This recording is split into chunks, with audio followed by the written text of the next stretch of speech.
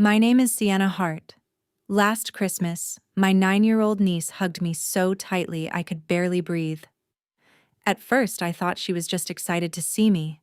Then she slipped something into my purse. A folded piece of paper. I didn't open it until I was alone in the bathroom. 3 shaky words were written in pencil. Please don't leave. Underneath them, I could see faint eraser marks, like she'd written something else first. Then changed her mind. When I came out, Maya was standing in the hallway, watching me, waiting, terrified. And by midnight, I discovered something that made those 3 words feel much worse. Because Maya wasn't afraid of being left alone. She was afraid I'd leave before she could tell me what her grandmother had spent 3 years hiding. Christmas at my parents' house had always been loud. Too many relatives, too much food, too many fake smiles. I hadn't attended in almost 8 months. Not since another fight with my mother. But this year felt different. The second I walked through the door, Maya came running and almost knocked me over. That was my first warning. Maya wrapped both arms around me and refused to let go. Not for 10 seconds. Not for 20. Nearly a full minute. Because children don't usually hug like that. Not unless they're scared or desperate. When she finally pulled away, she whispered, "You came back." My stomach tightened. The last time I'd seen Maya was summer, only 6 months earlier. But she looked different. Thinner. Paler. Older somehow. Her Christmas dress was too short. The sleeves barely reached her wrists. Because my mother obsessed over appearances. She'd never normally allow that. I didn't know it yet. But appearances were exactly what she was trying to protect. As relatives arrived, I watched Maya carefully. Every time someone asked her a question, she looked toward Grandma Patricia first. Every single time. Like she needed permission to answer. That wasn't normal. Not even close. I started paying attention. My brother Derek wasn't there. Again. Because according to Mom, he was working out of state. That's what she'd said for months. Every holiday, every birthday, every family event. Always working. Never visiting. Never calling while I was around. That felt strange. The cousins gathered around the Christmas tree. Boxes everywhere. Huge piles, colorful wrapping paper, excited laughter. Then I noticed Maya's gifts. 1 box. Just one. Small. Plain. No ribbon. No tag. Because everyone else had 10 gifts. Maybe more. Dinner started an hour later. I looked around the table, then froze. Maya's plate was noticeably smaller than everyone else's, even the younger cousins. Then Grandma laughed and said, "Maya isn't very hungry these days?" Because Maya immediately looked down, like she'd heard that sentence before. A lot. I glanced at Grandpa Gerald, expecting him to disagree, to say something, anything. Instead, he stared at his plate, silent. Because Grandpa wasn't a quiet man. His silence felt important. If you've ever noticed something felt wrong before anyone else did, comment, "Trust your instincts." After dessert, Maya climbed into my lap. Something she hadn't done since she was 6. Then she hugged me again. Long, tight, shaking. And while everyone laughed in the living room, her tiny hand slipped something into my purse. My pulse jumped immediately, because she looked terrified. 10 minutes later, I locked myself inside the bathroom, opened the folded paper, and read, "Please don't leave," 3 words, written in shaky pencil. Then I noticed something else. Faint marks underneath. Erased words. Part of another sentence. I could barely make out the letters. I found, "Knock, knock." A tiny voice came through the door. Soft. Nervous. Terrified. "Aunt Sienna, did you read it?" Christmas dinner stopped feeling like Christmas. I quickly folded the note and slipped it into my pocket. Then opened the bathroom door. Maya stood there, small, nervous, twisting her fingers together. Then she looked up and whispered, "You read it?" I nodded. Her shoulders relaxed slightly, like she'd been holding her breath all evening. That was my second warning. I crouched beside her, then quietly asked, "What did you erase?" Instant panic, because children usually answer questions. Maya looked toward the hallway, toward Grandma Patricia, then whispered, "Not here." I knew somebody had taught her to be careful. Later that evening, while everyone watched a Christmas movie, Maya sat beside me, very close. Then she asked something strange. "Aunt Sienna, do you still have the blue blanket?" I blinked. Because she was talking about my old apartment? The place I'd lived 3 years ago? The place she'd visited twice.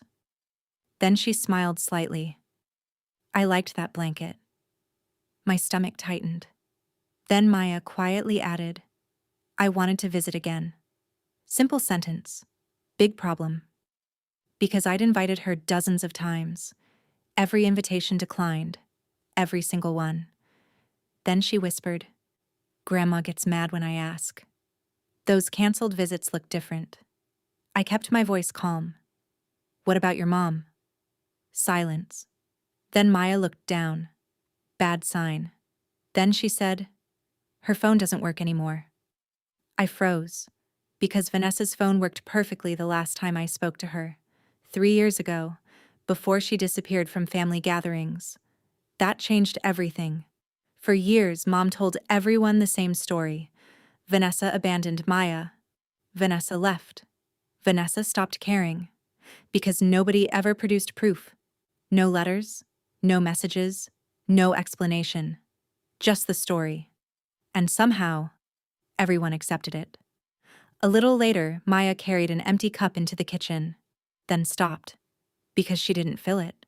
Instead, she walked over to Grandma, then whispered something. Grandma nodded. Only then did Maya get water. My stomach dropped. Because children shouldn't need permission to drink. 10 minutes later, I noticed Maya slipping a cookie into her sleeve. Because kids sneak cookies, but usually to eat more, not save them. Then she carefully hid it, like she was protecting treasure. I couldn't stop watching her.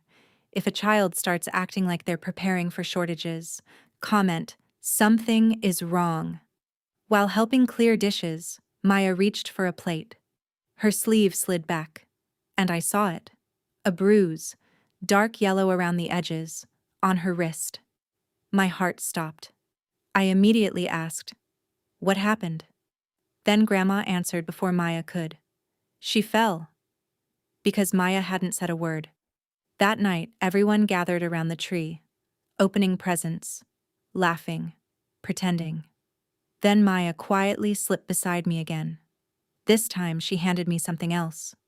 Not a note, a photograph. Old, folded, hidden.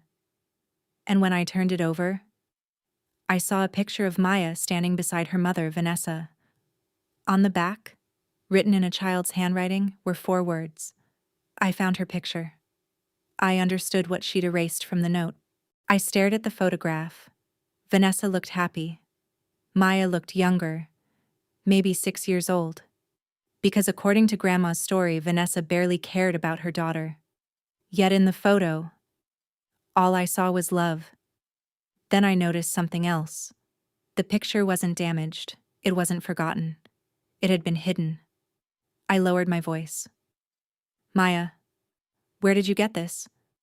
She immediately looked nervous, then whispered, "The attic."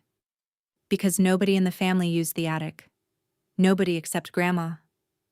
Then Maya added, "I wasn't supposed to find it." My stomach tightened. Maya told me about a cardboard box, hidden behind old Christmas decorations. Inside were photographs, birthday cards, letters. Because according to my mother, Vanessa disappeared years ago. So why were there letters? And why were they hidden? That changed everything. Later that evening, I found Grandpa Gerald alone in the garage. Rare. Very rare. Then I asked, did Vanessa really abandon Maya? The wrench fell from his hand. Because guilty people aren't the only ones who react. Sometimes it's people carrying secrets. Then he quietly said, I don't know everything. But he didn't sound convincing. Back inside, I finally looked at the worksheet Maya used for the note. At first it seemed ordinary. Then I turned it over. Teacher comments. Highlighted. Important. And suddenly, my heart dropped. Because one sentence stood out immediately. Unable to reach legal guardian. Legal guardian. Not parent. Not father. Guardian. Then I saw another note. Smaller. Written near the bottom. Student frequently arrives hungry. I froze. The hidden cookie made sense. The tiny dinner portion made sense. The permission for water made sense. And I hated every answer I was finding. Then another comment. Same clothing observed multiple days. Because my parents weren't poor. Not even close. Mom spent hundreds decorating for Christmas. Maya's dress barely fit. That wasn't about money. That was about priorities. Then I found one final note. Teacher requested conference. No response. Second request. No response. Third request. No response. Because teachers don't usually document repeated failures unless they're worried. And now, I was worried too. Unfortunately, Grandma walked in. Perfect timing. Worst timing. She immediately noticed the worksheet. Then her face changed. Not confusion, not curiosity. Panic. Real panic. And that told me more than any document could. What are you doing with that? Her voice was sharp. Too sharp. Because innocent people ask questions. Scared people demand answers. Then she looked toward Maya and snapped. That child exaggerates everything. Maya immediately looked down. And that's when I knew. This wasn't one bad Christmas. This wasn't one misunderstanding. This had been happening for a long time. And I still hadn't discovered the biggest secret. Everyone was distracted after dinner. Football on TV, kids opening gifts, adults pretending everything was normal. Then Maya quietly tugged my sleeve.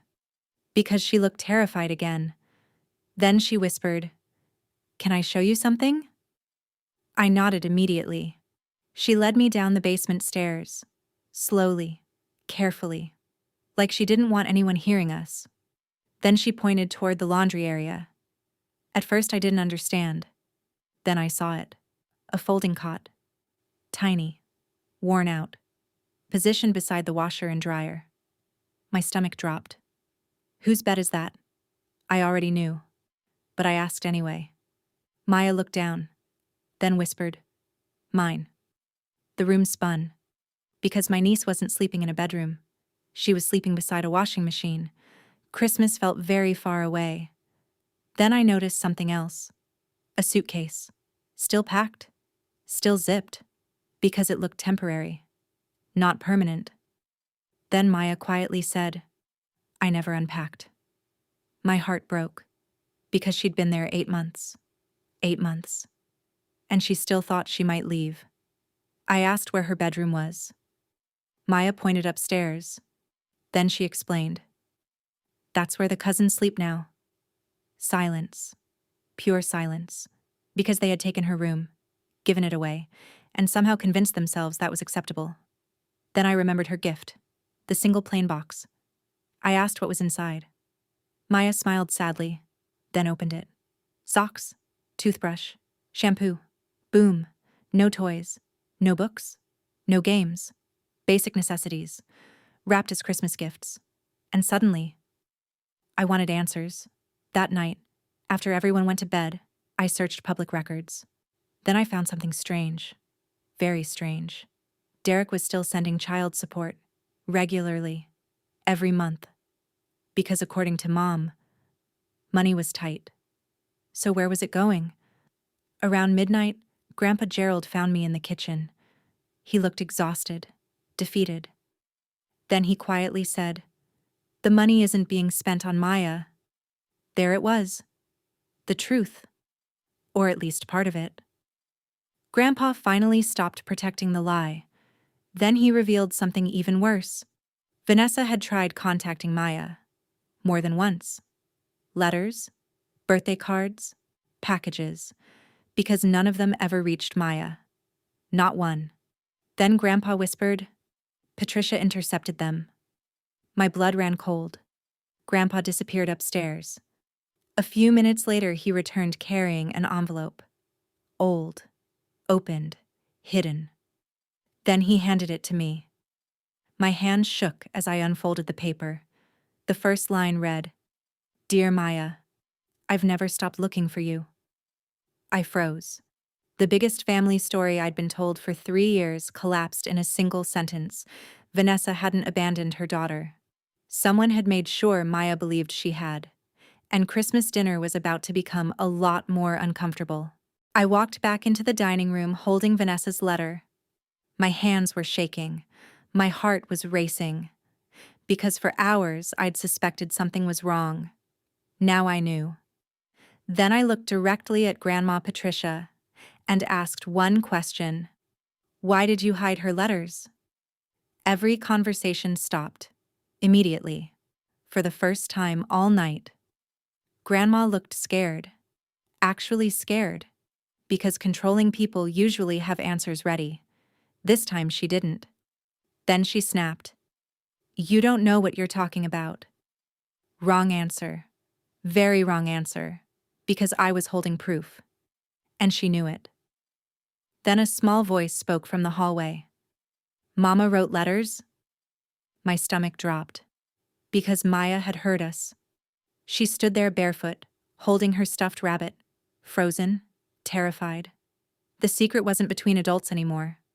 Maya looked at Grandma, then at me, then whispered, Mommy didn't leave me? Silence. Pure silence. Nobody answered. Nobody could. Because one honest answer would destroy years of lies, and one lie would destroy a child. Then Grandpa Gerald stood up. Slowly. Painfully, but firmly. Then he looked at Maya and said, No, sweetheart. She didn't leave you. Everything shattered. Maya started crying immediately. Grandma closed her eyes, and for the first time, the truth entered the room. I placed the worksheet, the letters, the photographs, everything on the table. Then asked, Where is the custody order? Silence, because nobody reached for paperwork. Nobody explained. Nobody defended themselves. Then Grandpa quietly said, There isn't one. No custody agreement, no guardianship, nothing. Patricia's control looked a lot less legal. I stepped into the kitchen, then made 2 phone calls, one to a family law attorney, one to the school counselor's emergency contact line, because I wasn't interested in arguing anymore. Arguments don't protect children. Documentation does. And thankfully, I had plenty of it. If you've ever had to step in when a child had nobody else, subscribe and comment, I showed up. 3 weeks later, we found Vanessa. Not hiding, not running, not missing, looking, still looking, for her daughter. The first meeting happened at a family services office, safe, quiet, professional. Then Maya walked into the room, and Vanessa immediately burst into tears. Maya stood frozen, nervous, scared. Then Vanessa knelt down and said, I never stopped loving you. 9 years of confusion collapsed into one sentence. Then Maya ran, straight into her mother's arms. Neither of them let go. Neither did I. 6 months later, Maya had her own room. New clothes, good grades, regular meals, weekly therapy, and people who answered when she called. Vanessa and Maya were rebuilding slowly, carefully, honestly. As for Grandma Patricia, the family finally knew the truth. The letters, the money, the lies, the control, everything. But what I remember most isn't the confrontation or the evidence. or the revenge. It's a tiny folded note. 3 words written in shaky pencil. Please don't leave. She slipped those words into my purse on Christmas Day, and I answered them with a promise. A promise I intend to keep for the rest of my life. I won't